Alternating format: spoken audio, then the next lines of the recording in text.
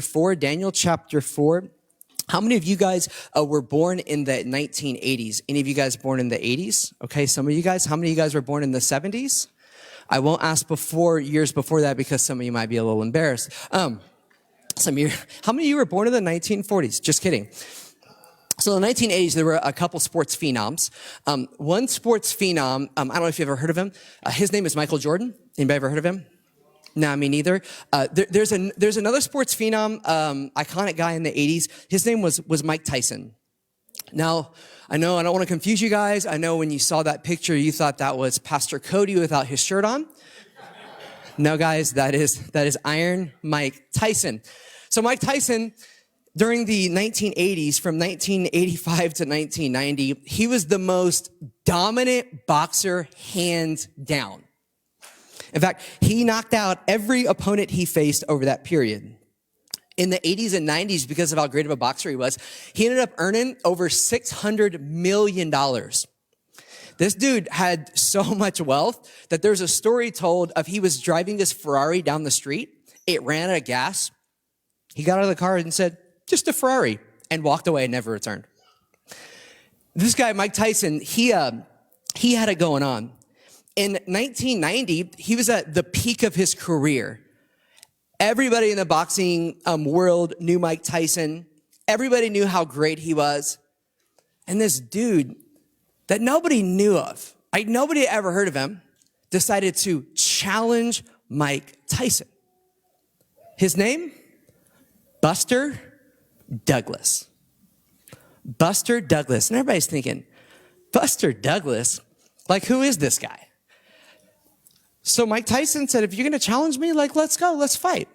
Mike Tyson didn't take this challenge seriously because, it was Buster Douglas. He was a no-name boxer. The fight before the Douglas fight, Mike Tyson had knocked the dude out in 93 seconds.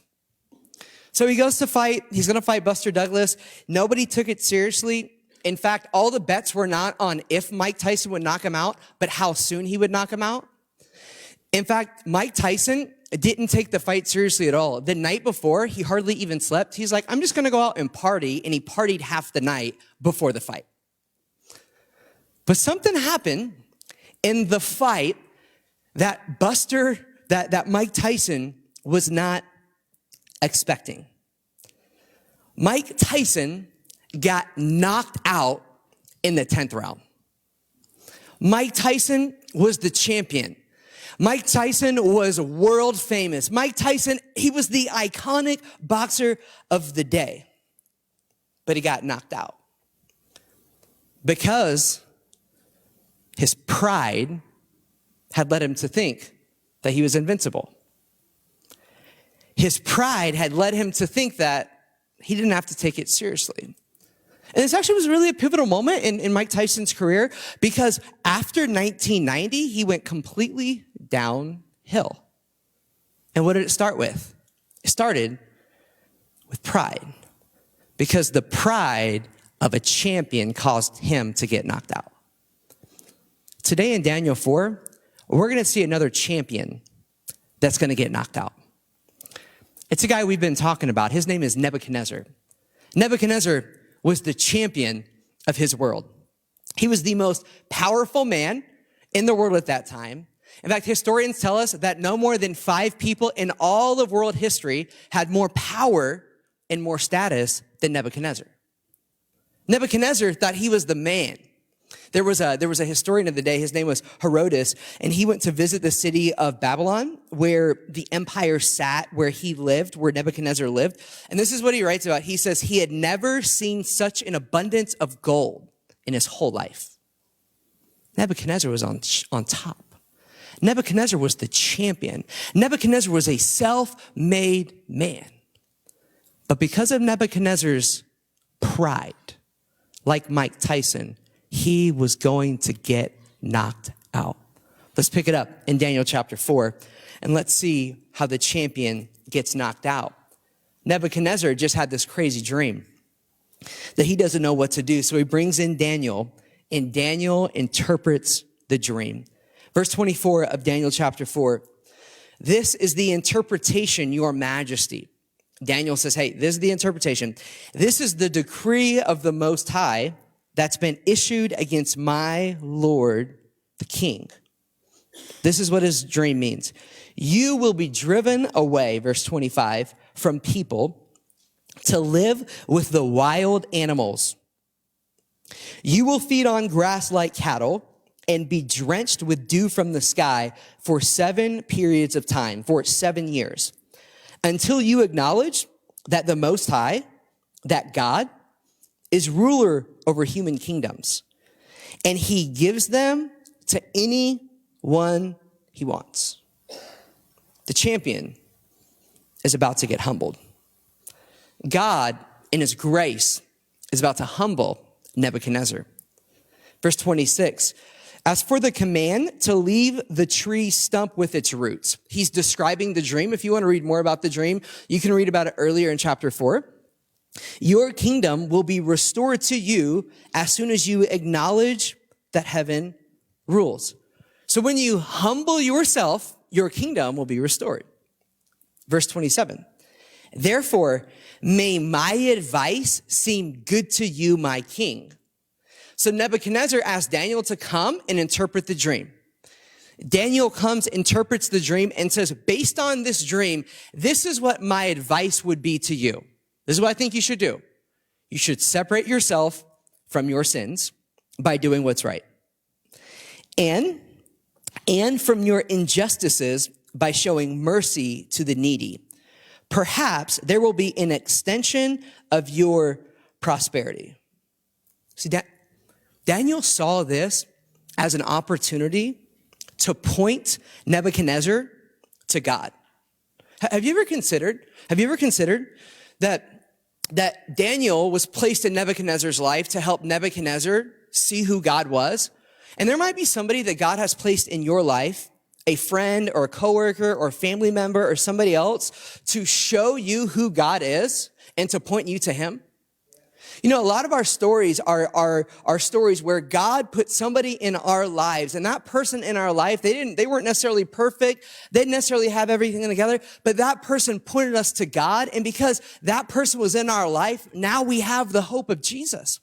You might be in this room right now and you might be kind of questioning some things. You might be unsure of God and Jesus and what's all going on. You know, God has put somebody in your life so you can experience the hope of Jesus. And if you're a Christ follower in here, have you ever considered that, like Daniel, there might be somebody that God has put in your life for you to point them to him? Your coworker is not there on accident. The person you live next door to is not there on accident. The person that you have kids on the same sports team with, they are not there on accident.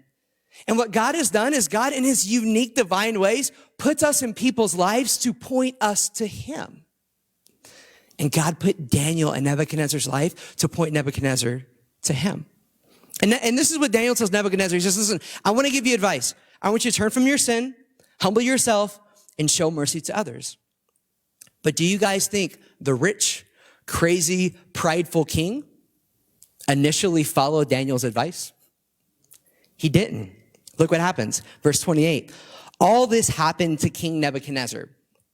So it's about to tell us what's going to happen.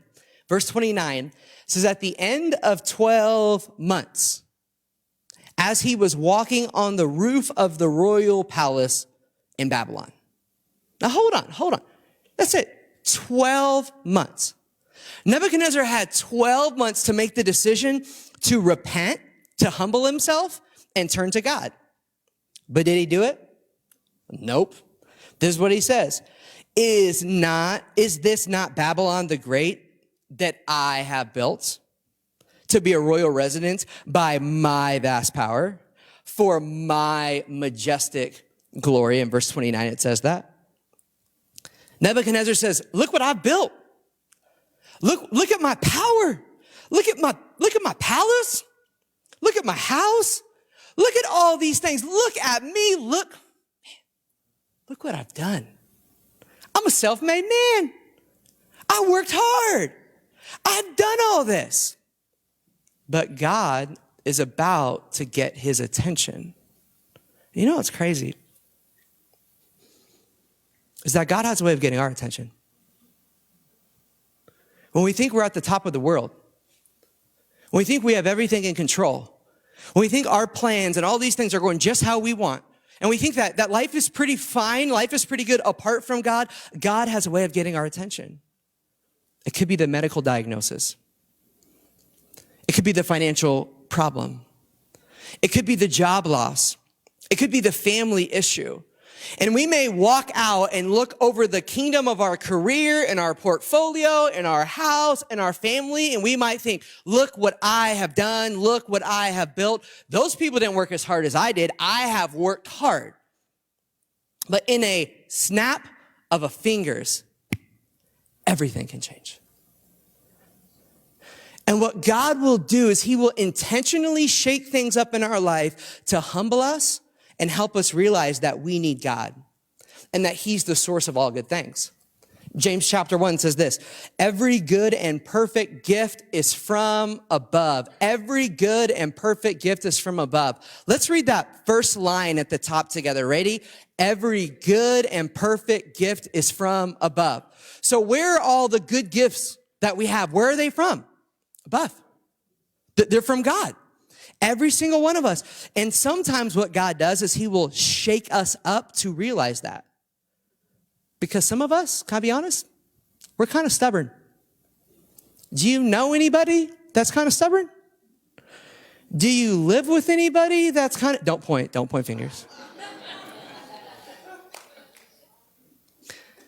And some of us, we're just kind of stubborn people. And what God has to do is he has to shake things up in our life because there's no other way of getting our stubborn attention. This is why C.S. Lewis says, God whispers to us in our pleasures. He speaks in our conscience, but shouts in our pain. It's his megaphone to rouse a deaf world. And it is so easy for us to go through life, maybe even in religious self-righteousness, thinking that we're good. Everything's fine. But God shakes things up. And what God is going to do is he's going to shake up Nebuchadnezzar's life because he loves him too much to let him do his own thing. In verse 31, it says, while the words were still in the king's mouth. What are the words? The words in verse 30, I have built a royal residence by my vast power, by my majestic glory. While those words were in his mouth, a voice came from heaven. That's scary. He's sitting there. He's bragging on himself. Look what I've done. Look how powerful I am. Look how great I am. Babylon is one of the 7 ancient wonders of the world. Look at this. While those words were in his mouth, a voice came from heaven. King Nebuchadnezzar, to you it is declared that the kingdom has departed from you. The thing he thought he built. You will be driven away from people to live with the wild animals. Y'all gotta picture this. With the wild animals. You will feed on grass like cattle for 7 years of time. Until you acknowledge that the Most High is ruler over human kingdoms. And he gives them to anyone he wants. God was literally putting this man in the wilderness until he would humble himself and turn to God. God was trying to get his attention. I was talking to a friend the other day, and we're talking about generational differences, about how based on what generation you were in, things are just different for you. So for example, I'm a millennial. Are there any millennials in the room? Millennials, okay? If you're born between like 1980, 2000-ish, you're a millennial. So being a millennial, there were like certain things that I grew up with. So for example, like one of the things I grew up with was Flintstone vitamins. You guys remember Flintstone vitamins? Right? I also grew up watching this thing. It's called VHS tapes. You guys remember those? And I put the VHS tapes in this thing called a VCR. You guys, that's what a VCR is. Generation Z, they think that's like an antique, okay? VCR, right? VCR. Had all my list of had all the big stack of the VHS movies, you know what I'm saying? So I grew up with that. I grew up watching movies in a VHS. My first social media account was a MySpace. MySpace people out there, you got your top friends. top friends you put on there, top people. I also, when I first got an email account, like I thought I was a big deal. I was a kid. My first email account was AOL, right? You guys remember? You got mail, right? Some of you guys, if you still have an AOL account, guys, we're not living in the 90s anymore, okay? So I had AOL. And as millennials, some of the most popular musicians that we grew up with, popular musical artists that a lot of us grew up with, were people like Bruno Mars, right? Bruno Mars fans in the room? Okay. Taylor Swift, yeah? I'm so glad there's only one person that did that. You also got you got Drake, the dude that sits courtside for the Raptors basketball games. You got Drake. No, let's pretend, guys. And I'm not really up on the pop music scene here, but let's just pretend that Bruno Mars is about to drop a new album, and I found out about it, and I was able to get access to his lyrics and his beats, his music, before it was released. And I was able to get it months and months ahead of time. And I came to you guys, and I was like, hey guys, I just came up with some new music. I just made some new beats. I want you guys to listen to my music. What do you think? You would listen to me and be like, Pastor Nate, that was you? It's like, yeah, that was me. I did that. I did that. I put this together. I was in the lab writing this for months. I was working. Like, this is my music. And then, a little ways later, all of a sudden, Nate Stonestreet's music, his album is being distributed. And then Bruno Mars found out about it. Let me ask you something. Would Bruno Mars be happy, or would Bruno Mars be mad? He would be mad. You say that, he'd be mad, all right? He wouldn't be very happy. And he would have the right not to be very happy, because I was taking credit for Bruno Mars' work. I was saying, look, I did this. Bruno Mars, no. Nate Stonestreet. I did this, look at me. And Bruno Mars would have the right to be upset, and he should be upset, because I plagiarized what he had done. I took credit for what Bruno Mars did. And instead of giving him the rightful appreciation, I said, no, it's me. I plagiarized. And you know what pride is? Pride is plagiarism.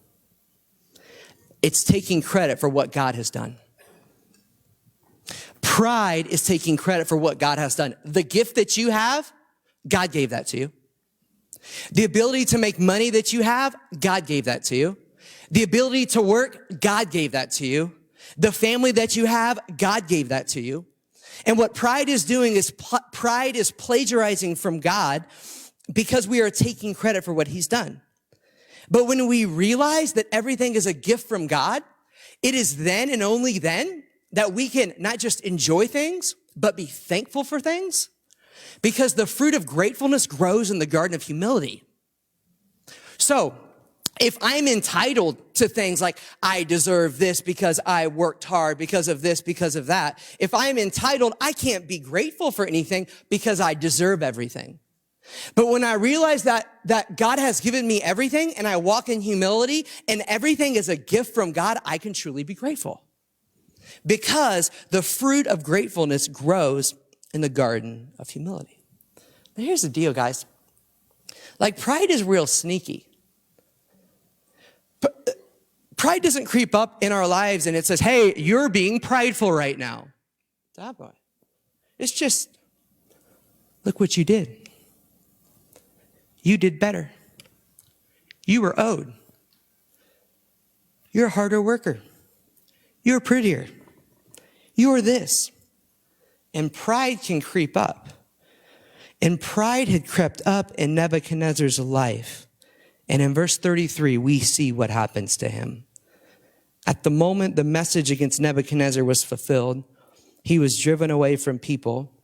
He ate grass like cattle, and his body drenched with dew from the sky, until his hair, imagine this, guys, this is crazy, this is bizarre. His hair grew like eagle's feathers, and his nails like bird claws. His nails like bird claws. Next time you guys go to get your nails done, say, hey, I want my nails to look like bird claws. That's what I want. This dude like literally went mentally insane. He went crazy. But watch what happens in verse 34. At the end of those days, I, Nebuchadnezzar, I looked up to heaven, and my sanity returned to me. Then I praised the Most High and honored and glorified him who lives forever. For his dominion is an everlasting dominion, and his kingdom is from generation to generation. He has submitted in humility to God. Verse 35, all the inhabitants of the earth are counted as nothing. And he, this is God, he does what he wants with the army of heaven and the inhabitants of the earth. There's no one who can block his hand or say to him, what have you done?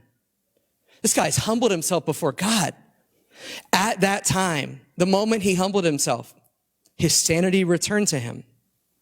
And my majesty and my splendor returned to me for the glory of my kingdom.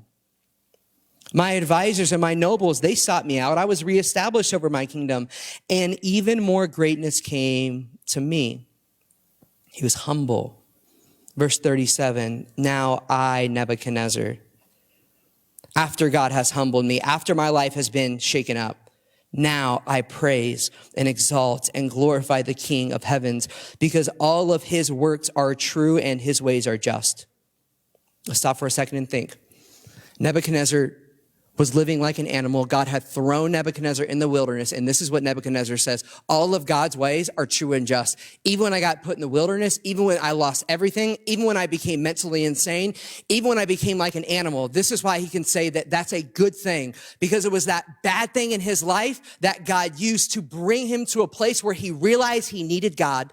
And if God can take something bad, and that's what it takes to bring us to the place where we humble ourselves and realize we need God, and then we experience the goodness and grace of God, we too will look back and say, God, you did that, and that was uncomfortable, but let me tell you, all of your works are true, and all of your ways are just.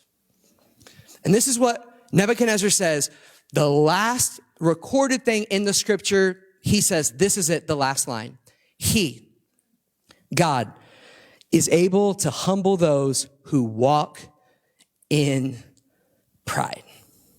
You know, it's easy to hear a story about Nebuchadnezzar and how he was rich and how he was crazy and how it's almost like we hear that and we think, yeah, that guy was arrogant.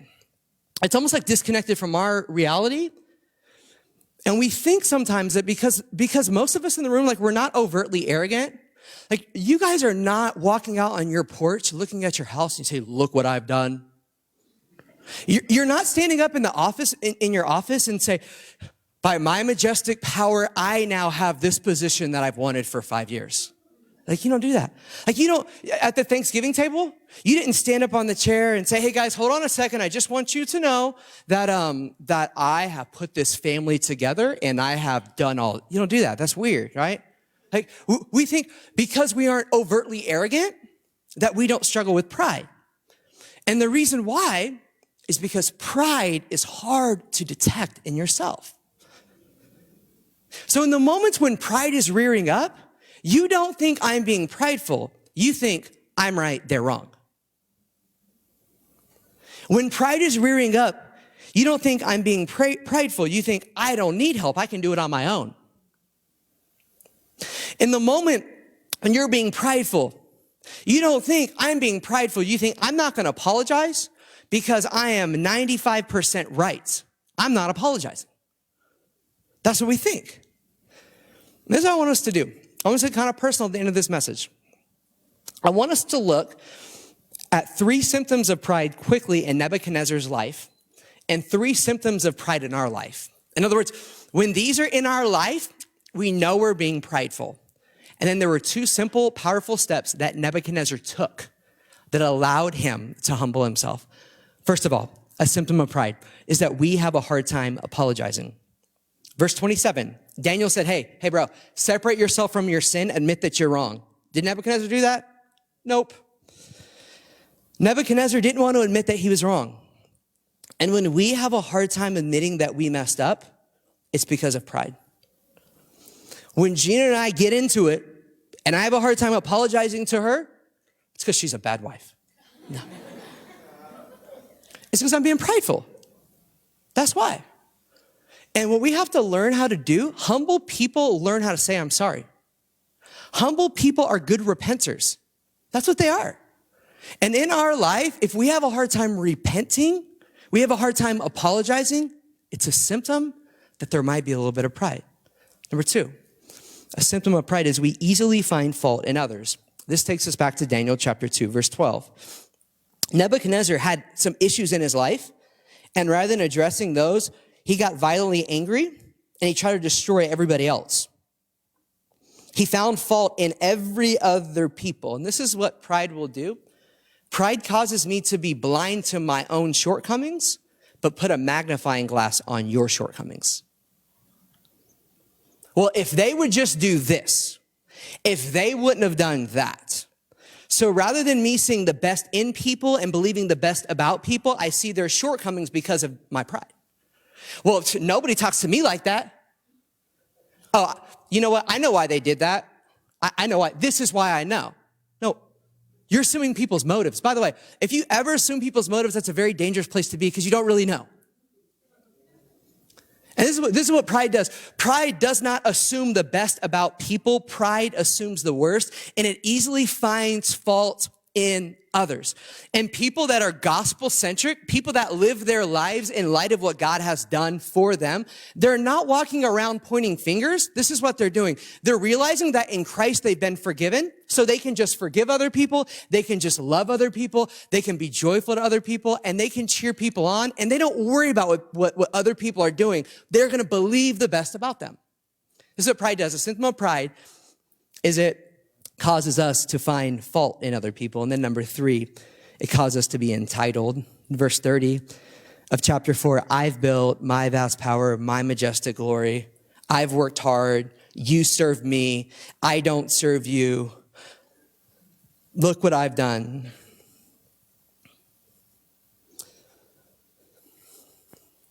But in the wilderness of Nebuchadnezzar's life, he took two simple, powerful steps that I'm going to invite every single person in this room to take.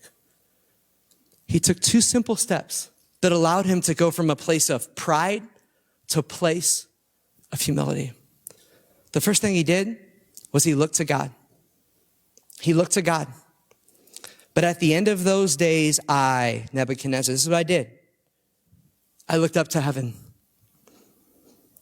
Nebuchadnezzar didn't say, well, my life is terrible. I should probably start working on being a more humble person. He just looked to God. Some of us think that we can be humble by working on trying to be humble.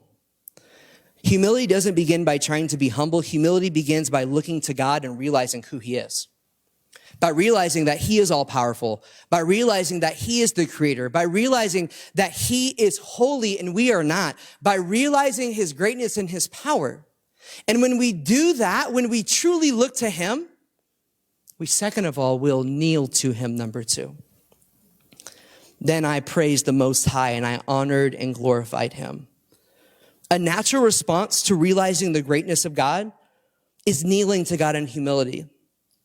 You know, my role as a pastor is not to try to get you to twist your arm and guilt you to be godly. We're never going to guilt people. We're never going to shame people. This is my role as a pastor. For you to get an accurate view of the character, nature, and love of God. And a natural response to who God is humility. And you'll want to obey and follow him. Because what happens when we see God for who he is and we kneel before him, we're inviting God to work in our lives. And what pride does is pride crowds God out, but humility invites God in. Pride crowds God out, but humility invites God in. Humility bows before God. Says, God, what do you want me to do? I know in my mind, I have all this stuff figured out, but what do you want me to do? God, I've decided to follow you, but I haven't yet been baptized. God, I want to be humble. If that's what you call me to do, I'm going to do that. God, I've been coming to church off and on, but I need to commit to that. Then, Lord, if that's what you want me to do, I want to invite you in. I'm going to do this. God, it's really hard, but I need to humble myself and I need to apologize for that. God, I invite you into this situation. I'm going to kneel in humility. And this is what we need to do in our lives, is we need to see God accurately. We need to see him for who he is. And it is then and only then that we will kneel and say, Lord, here am I. Lord, what do you want me to do? And I end with this question this morning. What area of your life do you need to humble yourself in? What area of your life has God spoken about something, but because of your pride, you've crowded God out and you said, God, you cannot have this area. God, I'm not going to obey you here. And what is that place that you need to take a step in your Christian journey and say, Lord, I invite you here. Lord, I'm going to trust you here, even if I don't understand, because of who you are. Pride crowds God out. Humility invites God